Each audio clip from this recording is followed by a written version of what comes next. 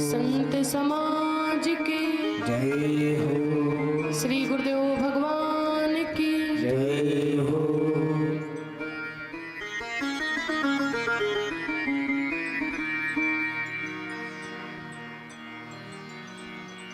श्री राम राम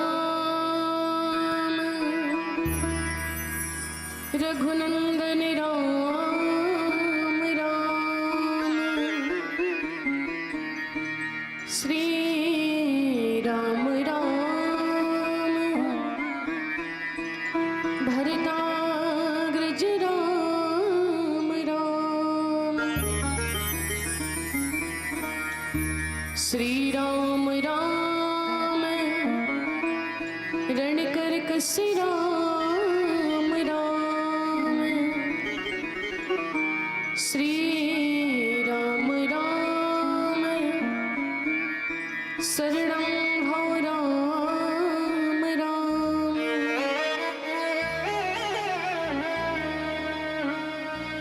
सीतानाथ समारंभा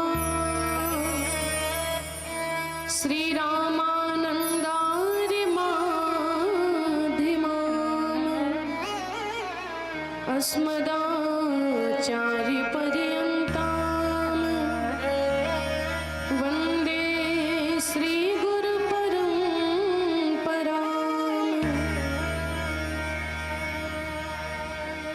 जय जय श्री राधा रमण जय जय नवल किशोर जय गोपी चित चोर प्रभु जय जय माखन चोर। बोली श्री रामचंद्र भगवान की जय हो। श्री राम श्री राम श्री राम। थोड़ा सुधार कीजिए साउंड में। श्री राम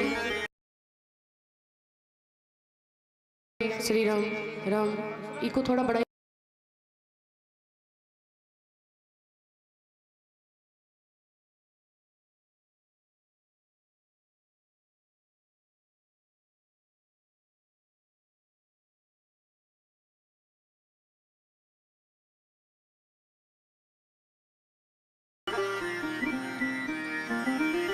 एक बार जितने भी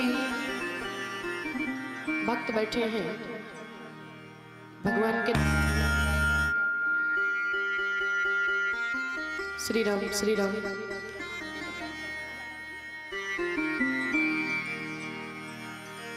बोलिए कृष्ण कन्हैया लाल की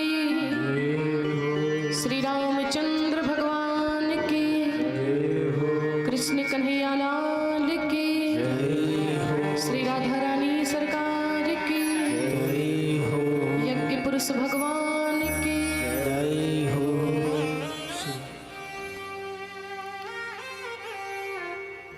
भगवान के दरबार में दूर दूर से यत्र तत्र से आए हुए समस्त भक्त महानुभाव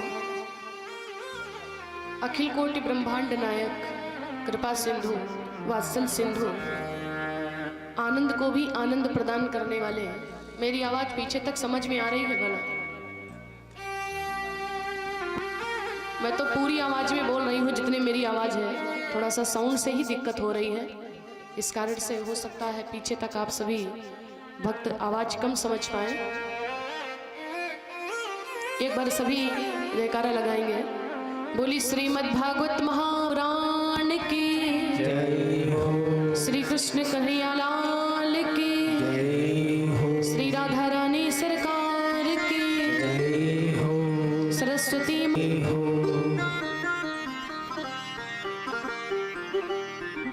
भगवान हमारे जीवन में कोई कारण नहीं देखते कृपा करने के लिए, बिना कारण ही कृपा बरसा देते हैं। भगवान कृपा के सागर हैं।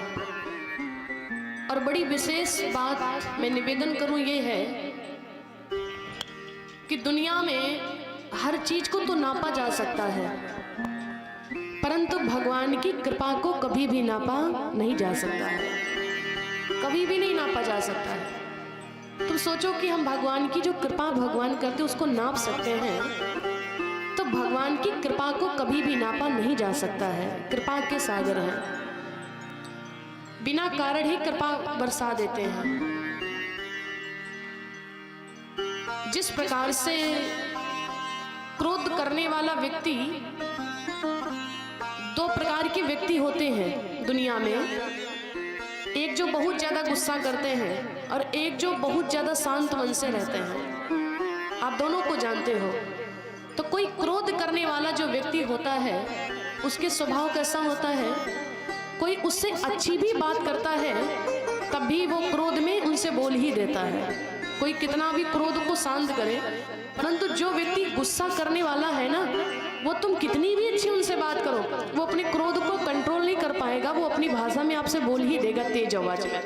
नहीं गुस्सा करेगा तो तेज आवाज में बोल देगा, आपको बुरा लग जाता है। फिर आप कहते हो भैया हम तो इनको अच्छा समझा रहे, इनके तो समझ में नहीं आ रहा है। तो लोग क्या कहते हैं, भैया इनकी बात को अन्यथा मत लीजिएगा। क्यों? क्योंकि इनका स्वभाव ही है क्रोध करना, इनका स्वभाव ही है क्रोध करना। ये अंदर से तो कुछ और है, परंतु इनका स्वभाव ही है क्रोध करना।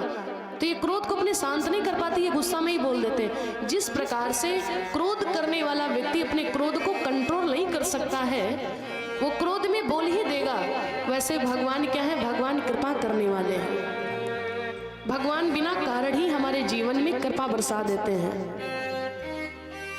वो कितना भी कंट्रोल करे, लेकिन भगवान भी अपनी कृपा को रोक नहीं पाते, बिना कारण ही जीवन में कृपा हमारे बरसा देते हैं। साक्षात जिन भागवत जी में हम दरबार में बैठे हुए हैं, भागवत कथा को सुनने के माध्यम से इस दरबार में हम आए हुए हैं, एकत्रित हुए हैं। श्रीमद् भागवत महापुराण जो देव दुर्लभ है, देवताओं को भी सुलभ नहीं हुआ, उन भागवत जी को सुनने के माध्यम से गंगा में हम दरबार में आए हुए हैं।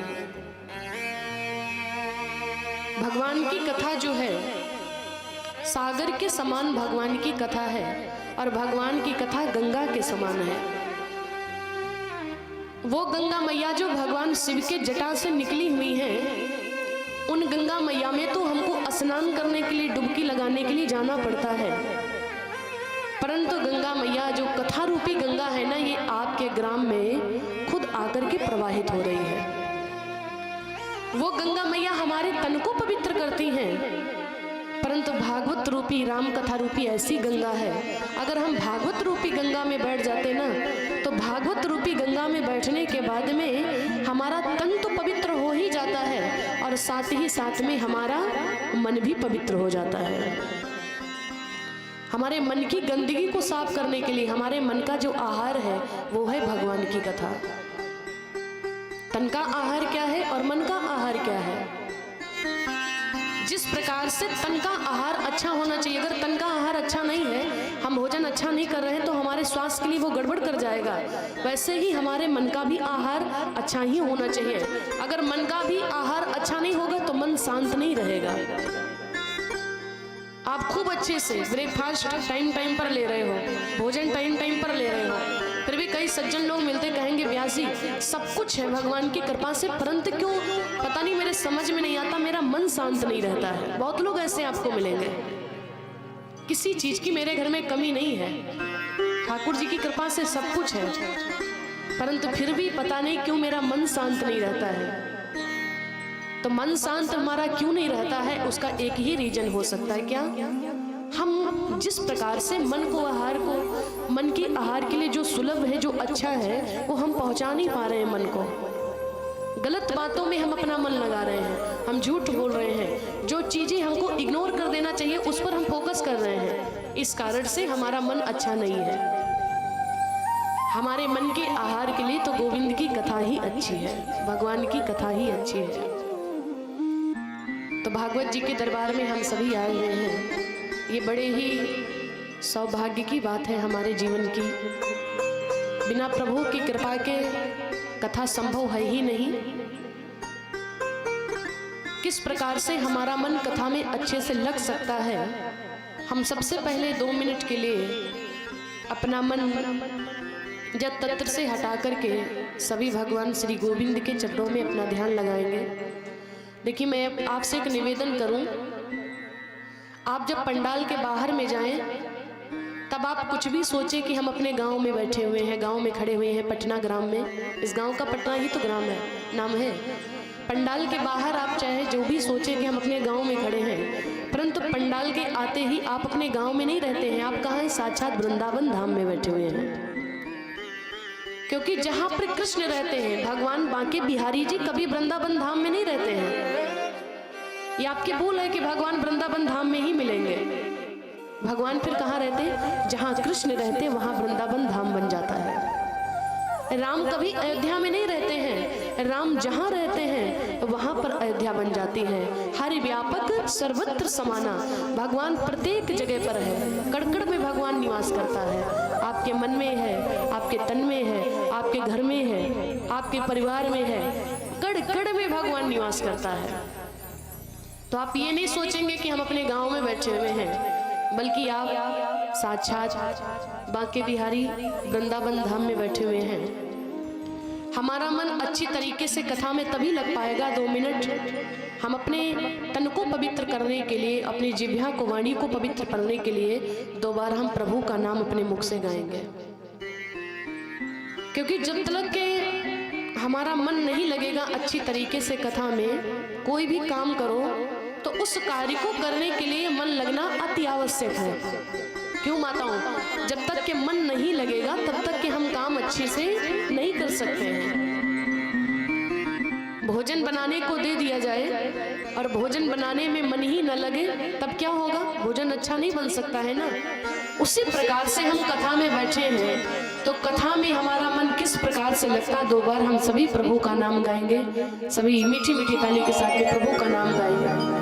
बोली कृष्ण कन्हैया लाल की, बोली बांके बिहारी लाल की, श्रीमद् भागवत महापुराण। जयकारा भी लगाएं तो थोड़ा जोर से लगाएं, थोड़ा उत्साह के साथ में लगाएं।